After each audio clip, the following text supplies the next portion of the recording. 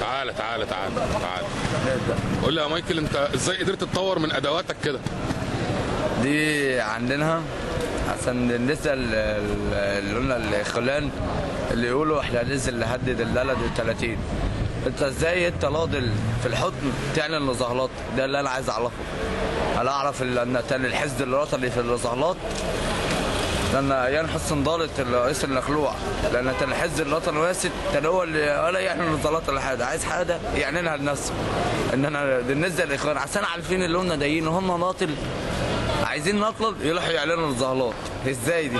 ده احنا الادن غلقانه قالوا لنا انتوا اللي في الحكم، يعني انتوا اللي الحكم تعدلنا الناس دول. ننزل 30/6 ننزل استنى بس قبل 30/6 بعد اذنك.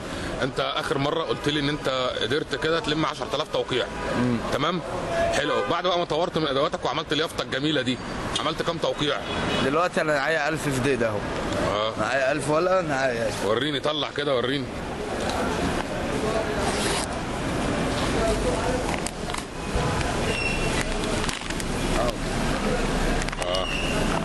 ده كله ولا ناس ناضيه ولا يابا. تمام والله. اهو حلو. ودول متاكد ان هم 1000؟ ايه دول متاكد ان هم 1000 وعديتهم اصلا. ليه؟ لان الولد ده حتى لو انا ضربت اول امبارح في ناحيه. مين اللي ضربك؟ ناس واحد ده يقول لي هاتلي، قلت له اتفضل. ولا واسط اللي هو اللي ايد. يعني ايه؟ توصف ان هو مؤيد. فدي راح سد لي الولد الاحضانات الاولانيه. انا بحس ان انا ماسك في ايدي نار. ده عنوان ناس وناس امنتنا عليه، لو نصرتوش للي طل انا حراني. الولد ده ولا الحاجه دي السيد ده يقول لي هتمضي، بقول له اتفضل. راح يديلي اللي في وشي، رحت قلت له انا اديهاش، رحت سديت الولد ودليه.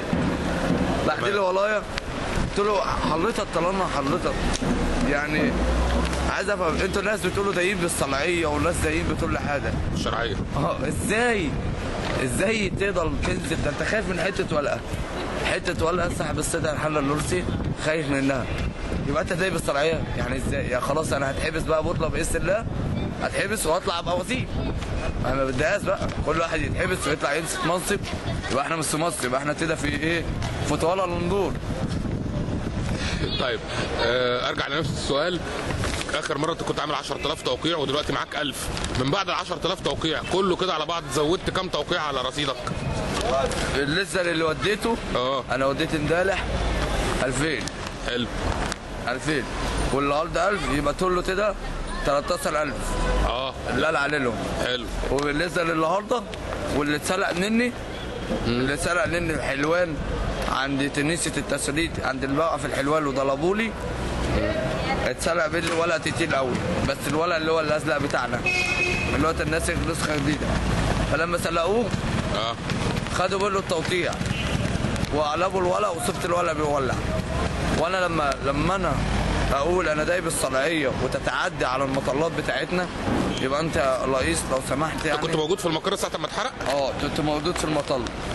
اللي حصل ان الناس تيجي تولع المطلات بتاعتنا. طب ليه؟ طب انت بتقول انا دايب الصناعيه ومعاك السعب، طب السعب اهو، ايه اللي يخليني امسك في السلع اقول حل التلالد والسعد ايدي يمضيلي؟ لو انت بتحد الناس دي والناس دي بتحدك هتقول لي يلا يا ابني امسي روح شوف شغل روح شوف لحالك. انما الناس بتيجي لحد عنده بتدور عليا بالاسم، بتقول عايزه مايتن عشان انا امين والحمد لله. في ناس بتاخد حل تلالد وتضيعه، وفي ناس تاخد ورق وتعنن عليه طاطس وتعنن عليه حاجات، فاكرين ان احنا خلاص هنخاف.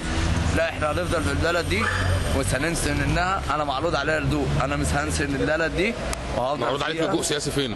ايه ان انا اروح امريكا جورجيا. تروح جورجيا في امريكا؟ وليه رافض اللجوء السياسي؟ عشان انا عمري ما زعلت من واحد مسلم، واحنا والمسلمين طلعوا عمرنا اخوات، ما حدش هيقدر يفرق بيننا ولا خلفان ولا اللي جابوا الخلفان حتى. طول عمرنا مسلمين ومسيحيين مع بعض. يعني مثلا واحد مسلم بيحتاج حدا من مسيحي، تعالى يا متساعديني، حتى بيجوا في العيد بيعيدوا على بعض. ده اكبر حدا ممكن اقولها لك. لما بيجي العيد بتاعنا عيد القيامه وعيد الميلاد المجيد بيجوا يعيدوا عليا وبيجوا هدايا. يعني انا عجباني الفتره اللي عملوها بنحب المسلمين اخوك المسلم، واحنا عملنا فكره ان احنا بنحب المسلمين، اللي هي بنحبك يا مسلم، وهم عملوا لنا بنحبك يا مسيحي. يوم العيد بتاعنا وانا داخل الطبليه واحد مسلم بتقول لي ادى ده طلع حلال، ادى لي والده وقال لي بحبك، قلت له شكرا وانا تمام بحبك. يعني هم عايزين يعملوا اي حاجه. حضرتك لما تتعاص بالسياسه هتلاقيها فتنه، اي حد عايزين يخلبوها. الف شكر يا مايكل، شكرا جزيلا، شكرا.